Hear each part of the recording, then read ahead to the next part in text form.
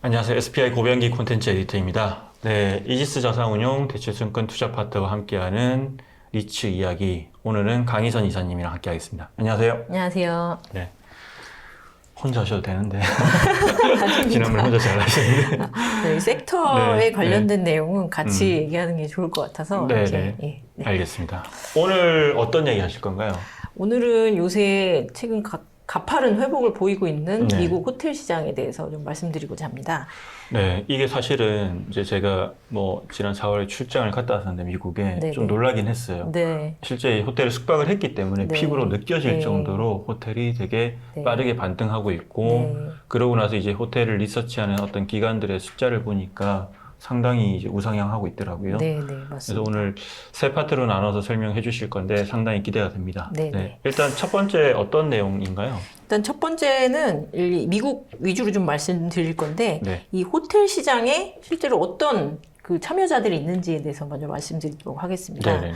당연히 저희는 이제 리츠를 투자하는 입장이기 때문에 호텔 리츠가 한 축을 가지고 있고요. 네. 그 다음에 호텔 매니저, 뭐 힐튼이나 하얏트 네. 이러한 회사들은 사실 호텔을 가지고 보유하기도 하지만 뭐 보통 한 50% 내외로 보유하고 나머지는 매니지먼트를 해서 수수료를 받는 그런 네네. 구조로 짜여 있습니다. 이런 호텔 매니저가 굉장히 큰 시장을 형성하고 있고요. 네.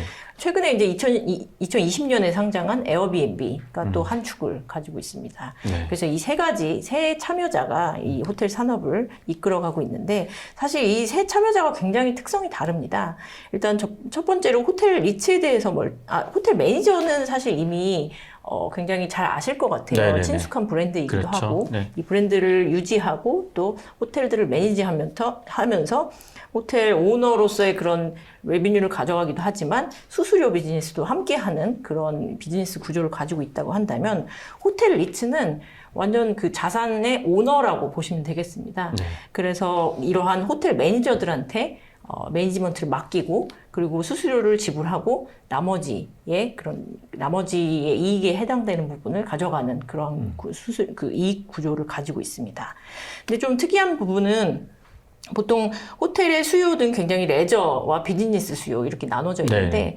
호텔 리츠는 좀 특이하게도 굉장히 그 기업과 어떤 컨벤션 수요에 굉장히 치중되어 있습니다. 비즈니스 수요. 네네. 네. 그래서 과거 호텔 리츠의 그 주가는 그 미국의 GDP와 그리고 기업 이익의 거의 75%의 상관관계를 나타낼 정도로 이런 기업 비즈니스 수요가 굉장히 큰 축을 차지했고 네. 실제로 이 호텔 리츠가 가지고 있는 호텔들의 입지도 굉장히 그런 비즈니스 수요에 맞는 그 도심지에 핵심지에 있는 그런 컨벤션을 가지고 있는 그러한 호텔들을 많이 럭셔리 혹은 어퍼 업스케일의 좀 우량한 그런 호텔 입지들을 가지고 있었습니다.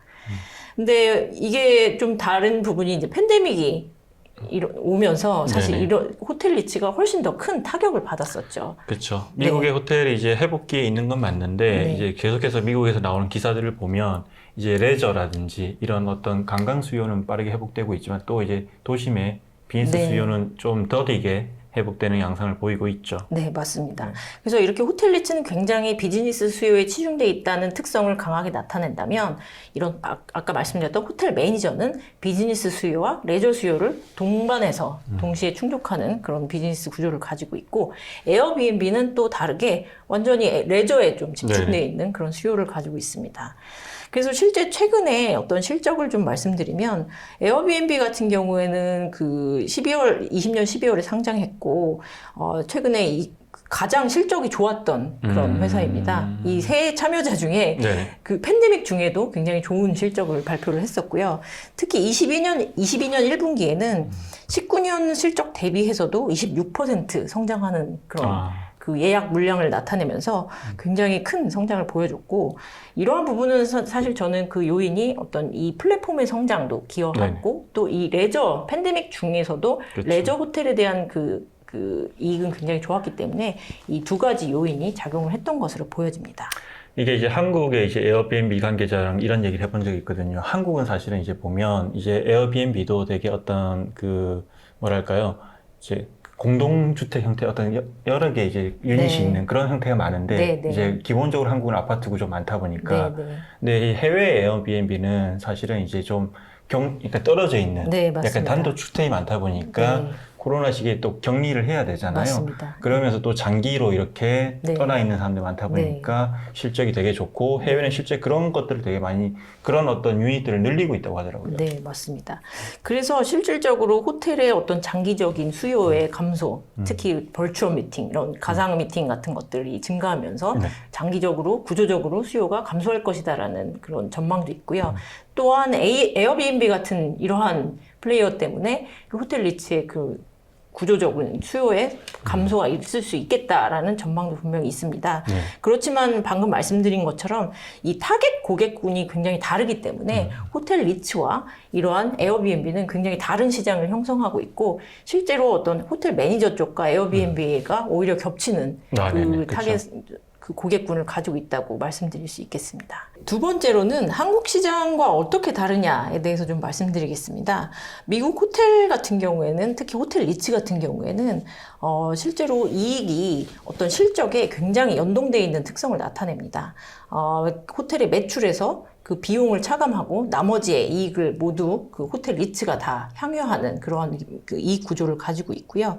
반면에 한국의 호텔 시장 같은 경우에는 약간 기관 투자자의 수요에 맞게끔 굉장히 그런 최소 보장 임대료 같은 것들을 설정하고 그렇죠. 네. 그리고 나머지의 이익을 다 호텔 매니저가 가져가는 그러한 방식 혹은 일부 배분하는 방식으로 가져가기 때문에 굉장히 다른 이익 구조를 가지고 있다라고 보시면 되겠고 사실은 한국의 호텔 그런 어떤 상품 투자 구조가 네네. 호텔 산업 본연의 특성과 좀 이제 안 맞는 네, 그런 형태로 그런 이제 부분은 있습니다. 네. 네, 그래서 호텔 매니저의 크레딧에 의존하는 그렇죠.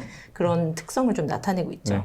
근데 이런 특성 때문에 뭐 이런 팬데믹이라든지 혹은 이렇게 호텔 수요가 급증할 때는 호텔 리츠의 주가가 큰 변동성을 나타내는 또 이런 특성을 보이기도 합니다. 그래서 이러한 호텔의 구조는 사실 유럽과 일본도 사실 어떤 미국의 어떤 호텔 리츠 구조는 아니고요. 유럽과 일본 같은 경우에도 굉장히 그 변동 임대료 혹은 고정 임대료 이런 식으로 그 마켓마다 자기네들이 원하는 임대료 구조를 가져가면서 약간 한국과 유사한 그런 그 호텔 시장을 좀 가지고 있다고 볼 수 있겠습니다. 그래서 미국이 가장 그 변동성이 큰 네네. 그런 또 시장이 좋을 때는 굉장히 또 좋고 네. 나쁠 때는 또 나쁘고 이런 특성을 나타낸다고 볼 수 있겠습니다.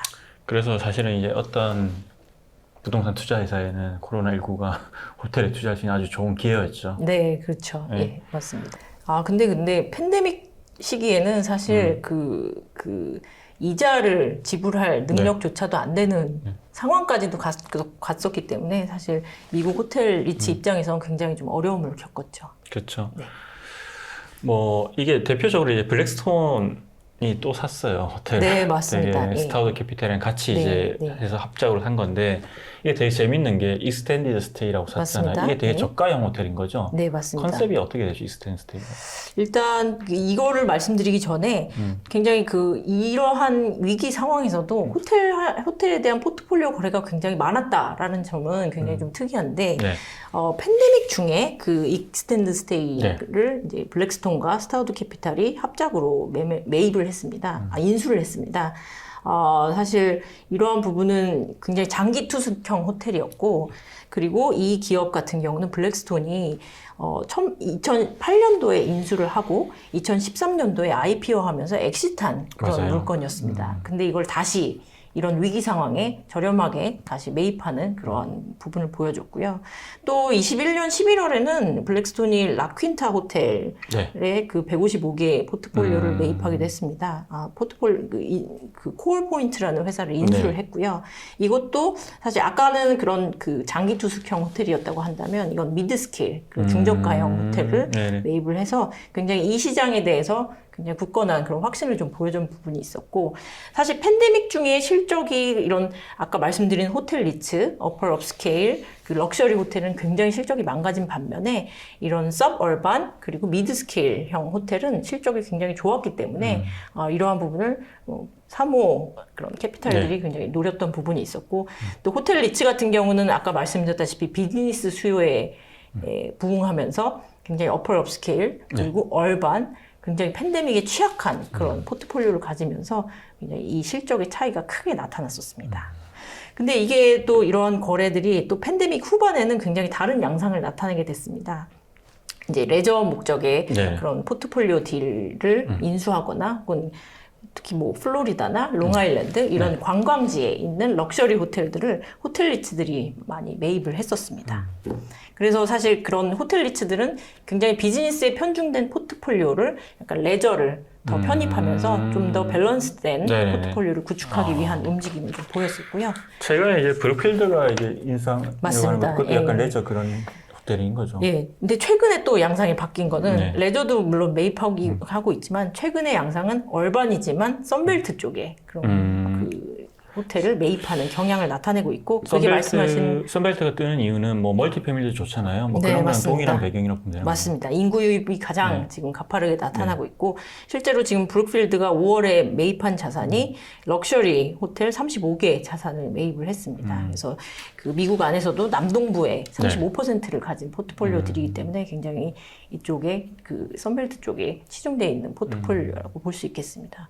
이렇게 팬데믹 기간 중 그리고 후반 그리고 넘어서는 이런 과정에서 굉장히 이런 호텔의 그 매입의 특성이 굉장히 바뀌는 부분을 관찰할 수 있었습니다. 그래서 마지막으로 제가 뭐 최근에 이런 미국 시장의 호텔 실적 현황이 어떤지에 대해서 좀 공유해 드리자면요. 지금은 완연히 다 회복했다고 보실 수 있겠습니다. 네네네. 사실 연초만 해도 19년 대비 거의 마이너스 10% 이하 정도의 그런 실적 하락이 유지되고 있었는데요. 22년 지금 4월 그리고 5월 들어서는 19년 대비해서도 훨씬 높은 성장을 보이고 있고 보통 호텔의 실적을 볼 때는 레비뉴 per available room이라고 해서 레파의 수치를 보는데 현재 19년 대비해서도 9%의 높은 수준을 보이고 있어서 특히 그 평균 호텔료라고 했죠. 이런 부분은 네, 13% 그렇죠. 13% 높은 상황에서 인플레이션을 충분히 또 반영하고 있는 상황이기도 합니다. 그래서 뭐 특히 또 그 스케일 중에서도 럭셔리와 어퍼 업스케일이 굉장히 크게 반등하고 있고 또 원래 가장 조정을 많이 받았던 그런 뉴욕, 시카고, 보스턴, 샌프란시스코가 가장 크게 또 올라오면서 다시 호텔 리츠가 각광을 받는 주가에서도 각광을 받고 있는 상황이 되었습니다. 이게 미국 갔을 때 리오프닝 주 한국에도 많이 쓰는 표현이지만 그 표현을 많이 쓰는데 대표적인 게 호텔과 리테일이 있잖아요. 네. 코로나19에 가장 큰 타격을 입었던 거. 근데 네. 이제 대체로 이제 리테일보다 호텔을 좋게 보던데 네. 이게 어쨌든 지금 인플레이션 강하게 이제 일어나고 있는 시기고 네. 소득 수준도 많이 올랐잖아요. 네, 네. 가처분 소득이 많이 증가하고 네. 어떤 그런 이제 레저 어떤 호텔에 대한 수요는 되게 돈을 쓸 수 있는 그런 여력은 커졌는데 네. 이 리테일과 차이점은 리테일은 이게 오프라인만 있는 건 아니잖아요. 그렇죠. 그 네. 소비가 뭐 이커머스로 갈 수 있는 거고 맞습니다. 그래서 상대적으로 호텔이 어떤 더 큰 수혜를 받을 수 있는 리오프닝 주다 네. 이런 얘기를 하는 분들을 많이 봤어요. 그렇죠. 아무래도 네. 임대료의 구조도 네. 기본적으로 단기 네. 임대료이기 때문에 그쵸. 가장 그 현재 인플레이션과 현재 시장 수요에 가장 그쵸. 민감하게 반영할 수 있는 부분이기 때문에 가격을 훨씬 더 빠르게 전가시킬 수 있는 그렇습니다. 그런 예. 거죠. 네, 맞습니다. 호텔리츠 그러니까 투자할 때는 주로 어떤 걸 그럼 보면 하나만 더 좀 투자할 때 주로 봐야 될 게 당연히 경기 상황도 봐야 되지만 네. 이제 호텔 리츠 자체의 어떤 경쟁력을 볼 때는 뭘 보세요? 일단 기본적으로 그 입지, 포트폴리오의 입지 구성이 어떻게 돼 있는지가 네. 가장 중요하고요. 아까 말씀드렸다시피 어퍼 업스케일이나 럭셔리의 스케일이 어느 정도 비중을 가지고 있는지 네네. 혹은 미드 스케일을 가지고 있는지 네. 사실 이러한 스케일의 그 비중이 첫 번째로 중요하고요. 두 번째는 이게 얼반인지 서브얼반인지 네. 이것도 굉장히 중요합니다. 아까 말씀드렸다시피 어떤 경기 국면에 따라서 이러한 그 실적이 굉장히 다르게 나타날 수 있기 때문에 이게 샌프란시스코나 뭐 시애틀, 뭐 보스턴의 굉장히 핵심지에 있는 그 포트폴리오인지 아니면 여기는 서브얼반의 그런 장기 투숙형 혹은 미드스케일 그런 저가형 호텔인지에 대해서 좀 먼저 포트폴리오 구분을 짓는 게 가장 중요할 것 같습니다. 사실 호텔을 기초 자산으로 하는 부동산 간접 투자 상품이 되게 어려워요. 네, 사실은 기관 그렇죠. 투자자들도 네. 되게 어려워하는 네, 네. 자산 중에 하나고 네. 이 운영이라는 측면도 중요하고 네. 또 워낙 이런 경기 변동에 따라 큰 영향을 받고 네. 이제 한국 같은 경우는 특히나 관광객이 또 많이 따라 많이 달라지잖아요. 네, 네. 그래서 한편으로 되게 어렵지만 또 다른 얘기로 하면 변동성이 큰 어떤 그런 네, 섹터이기 네. 때문에 네. 누군가에겐 되게 이제 좀 매력적인 섹터가 될 수 있지 않을까 이런 생각이 들어요.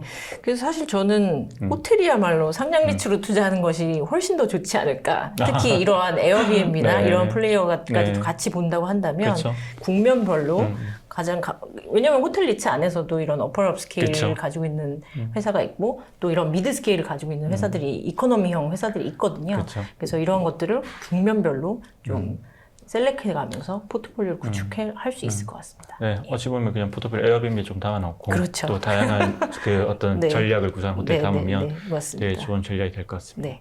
호텔 리츠를 좀 유심히 보시면 좋을 것 같아요. 지금 어떤 시기에 되게 꼭 이제 좀 한번 생각해 볼 만한 그런 섹터니까 좋은 어떤 생각할 수 있는 그런 시간이 되길 바라겠습니다. 고맙습니다. 네, 감사합니다.